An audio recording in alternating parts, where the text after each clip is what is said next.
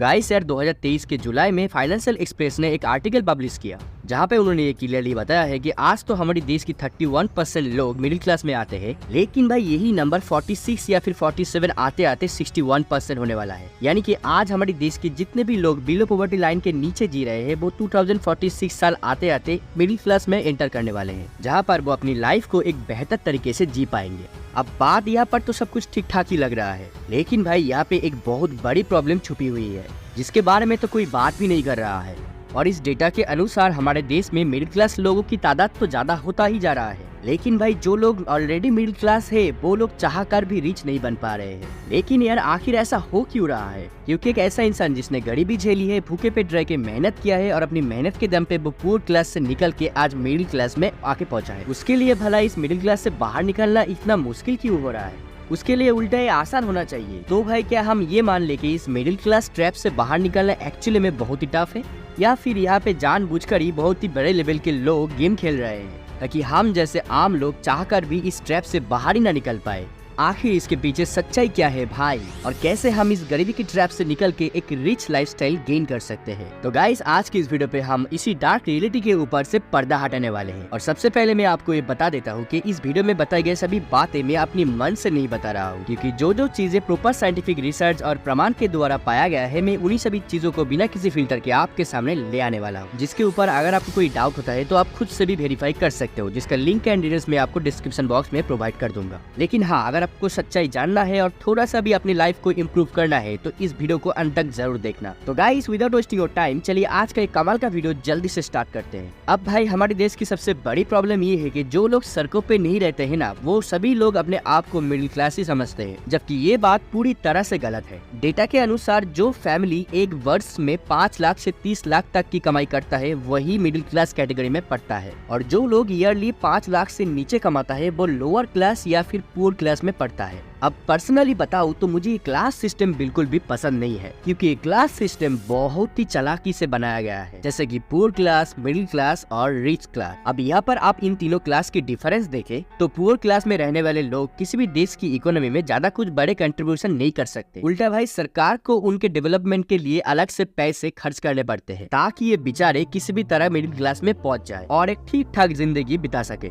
लेकिन भाई फिर असली खेल तो यहाँ से शुरू होता है, क्योंकि किसी भी देश की इकोनॉमी को बढ़ाने के लिए सबसे बड़ा हाथ होता है मिडिल क्लास वालों की, क्योंकि यार गरीब लोग तो कभी ब्रांडेड प्रोडक्ट खरीद ही नहीं सकते, और रिच क्लास वाले लोगों को कभी भी अपनी स्टेटस दिखाने के लिए ब्रांडेड चीजें खरीदने की जरूरत ही नहीं पड़ती। लेकिन अगर आप गौर से देखो तो यही मिडिल क्लास वाले लोगों को ब्रांडेड चीजें खरीदने की बहुत ज्यादा शौक होती है। इसी वजह से ही भाई कार, मोटरसाइकिल, टीवी या फिर एसी जैसे चीज मिडिल क्लास वाले लोग सबसे ज्यादा खरीदते हैं। और अगर कभी पैसों की कमी पड़ जाए तो उसके लिए क्रेडिट कार्ड है ना, जिसके वजह से देश में मैन्युफैक्चरिंग और प्रोडक्शन दोनों ही बढ़ते हैं, और अलग अलग इंडस्ट्रीज आज इसी वजह से ही तो ग्रो हो पा रहे हैं। इसीलिए बड़े बड़े ब्रांडेड कंपनियां सीना ठोक के बताती है कि उनकी प्रॉफिट की एक बड़ी मार्जिन मिडिल क्लास फैमिलियों से आता है, जो कि महीने के एंड में बहुत ही मुश्किल से उनके प्रोडक्ट खरीद पाते हैं। और ये रिच क्लास वाले लोगों से उनको ज्यादा मुनाफा तो नहीं होता। और सिर्फ ब्रांडेड कपड़े ही नहीं, इन मिडिल क्लास वाले लोगों को बड़े बड़े कॉलेज या फिर स्कूल में एडमिशन लेना, बड़े बड़े मॉल में जाके शॉपिंग करना, और दिन ब दिन अनगिनत इनके जो शौक है वो बढ़ता ही जा रहा है, जिसके वजह से देश की इकोनॉमी में भयंकर उछाल आ रहा है। अब ये चीज तो देश के लिए बहुत ही अच्छा है, लेकिन एक आम आदमी के लिए कितना अच्छा है वो तो आम आदमी ही जाने। और भाई एक अंदर की बात बताओ, ये जो सरकार को टैक्स मिलता है ना हर साल, वो रिच क्लास वालों से ज्यादा मिडिल क्लास लोगों से मिलता है, क्योंकि यार अमीर लोग तो टैक्स बेनिफिट के नाम पे चुपके से निकल जाते हैं और गरीब लोग तो बेचारे टैक्स दे ही नहीं पाते, और इसी वजह से सारा टैक्स का बोझ जो है वो मिडिल क्लास वाले लोगों के ऊपर ही आता है। और मैं ये सभी बातें हवा में नहीं कह रहा हूँ, क्योंकि इनकम टैक्स के रिपोर्ट यही बताते हैं कि 2023 में महेंद्र सिंह धोनी और 2022 में अक्षय कुमार ने पूरे देश में सबसे ज्यादा टैक्स पे किए हैं, जबकि अदानी और अंबानी जैसे 2 टाइकून लोग भी बिल्कुल ना के बराबर टैक्स पे किए हैं। इसीलिए हमेशा गवर्नमेंट और बड़े बड़े पूंजीवादी लोग जानबूझकर मिडिल क्लास लोगों को मिडिल क्लास ट्रैप में फंसा के रखने की हर दिन कोशिश करते हैं, ताकि भाई हर साल एक तगड़ा पैसा वो उनकी जेब से निकल सके। इसीलिए गवर्नमेंट और बड़े बड़े पूंजीवादी लोगों की फ्री एनजीओस गरीब बच्चों को पकड़ के स्कूल और कॉलेजेस में फ्री में एजुकेशन देते हैं,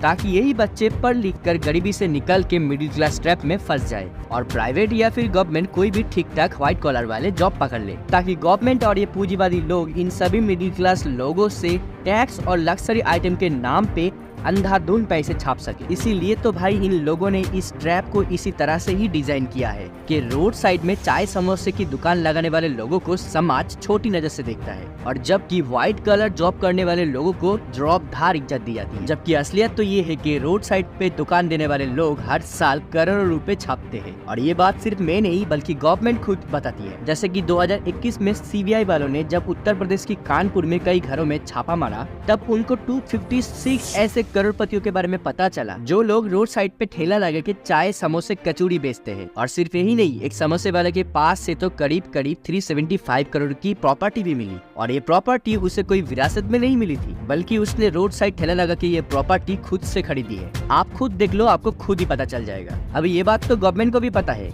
क्या अगर कोई इंसान अभी अपना छोटा मोटा ठेला लेके रोड साइड पे बैठता है तो शुरुआत में तो उनको ज्यादा मुनाफा नहीं होगा, लेकिन आगे जाके फ्यूचर में ये इंसान कुछ बड़ा कर ही लेगा। लेकिन इसी वजह से सरकार और ये पूंजीवादी लोग जानबूझ के इसे प्रमोट नहीं करते, क्योंकि ये ठेले वाले लोग तो कैश में डील करते हैं और करोड़ों रुपए छापने के बाद भी ये लोग सरकार को टैक्स नहीं देते। और ये लोग तो पूरा दिन ही रोड पे ही बिजनेस करते हैं, और इसी वजह से ये लोग सुपर बाइक, कार या फिर आईफोन जैसे लग्जरियस चीजों में अपनी पैसे वेस्ट नहीं करते। इसीलिए गवर्नमेंट और ये बड़े बड़े पूंजीवादी लोग समाज को सॉफ्ट इन्फ्लुएंस करके हमेशा व्हाइट कलर वाले जॉब करने के लिए मोटिवेट करते रहते हैं, ताकि वो उनको जिंदगी भर बाहर की चकाचक और झूठी रौब दिखाकर मिडिल क्लास ट्रैप में फंसा के रख सके, ताकि ये नए पीढ़ी के बच्चे देश के लिए एक लॉयल टैक्स पेयर और कंज्यूमर बन के रहे। और ये चीजें सिर्फ हमारी देश के लिए नहीं बल्कि पूरी दुनिया को इसी तरह से ही डिजाइन किया गया है, ताकि लोग इस ट्रैप को कभी समझ ही ना पाए और भोले भाले लोग जिंदगी भर इसी ट्रैप में फंसे रहे। इसी वजह से सरकार और बड़े बड़े पूंजीवादी लोग किसी भी तरीके से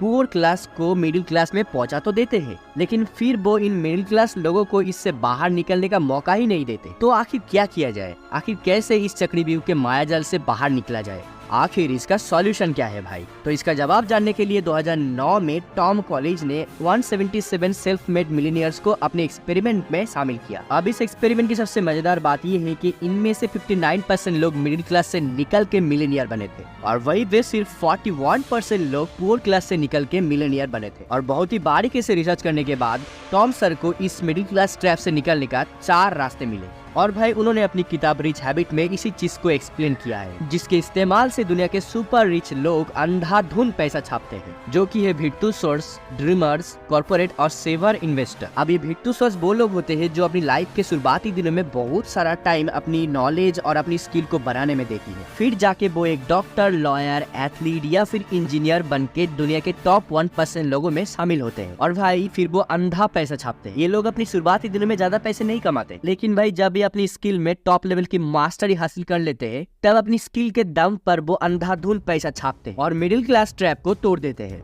और जिंदगी भर रिच एंड लैविश लाइफ जीते हैं। जैसे कि हमारी विराट कोहली, और डॉक्टर की बात किया जाए तो शमशेर वैली, जो कि एक मामूली डॉक्टर होने के बावजूद भी उनका सालाना जो टर्नओवर है वो 3.7 बिलियन की है। और दूसरा तरीका है ड्रीमर्स। इस तरह के लोग ज्यादा पढ़ाई वढ़ाई तो नहीं करते, बल्कि दुनिया में वो रेवोल्यूशन लाने के लिए कुछ ऐसा प्रोडक्ट या फिर सर्विस बिल्ड करते हैं जो आम जनता की जिंदगी का एक हिस्सा बन जाता है, जिससे फिर वो बेचकर रातों रात अंधा पैसा छापते हैं और फिर वो एक ही झटके में मिडिल क्लास ट्रैप को तोड़ देते हैं, जैसे कि बिल गेट्स का माइक्रोसॉफ्ट और स्टीव जॉब का एप्पल प्रोडक्ट। और मिडिल क्लास ट्रैप को तोड़ने का तीसरा तरीका है कॉर्पोरेट क्लाइंबर्स। ये लोग भाई ज्यादा रिस्क लेना पसंद नहीं करते। ये लोग हमेशा जॉब सिक्योरिटी के साथ चलते हैं और अपनी एक ही ऑफिस में सालों तक फोकस रह के पूरी ईमानदारी के साथ जॉब करते हैं। और भाई ये कंपनी का एक ऐसा हिस्सा बन जाते हैं जिससे कि एक टाइम के बाद उनको कंपनी की टॉप लेवल की पोजीशन मिल जाती है, जहाँ से भाई फिर वो करोड़ों रुपए छापते हैं। जैसे कि गूगल के CEO सुंदर पिचाई जी, जो हर दिन लगभग 5 करोड़ रुपए छापते हैं। लेकिन आप तो अभी ये सोच रहे हो ना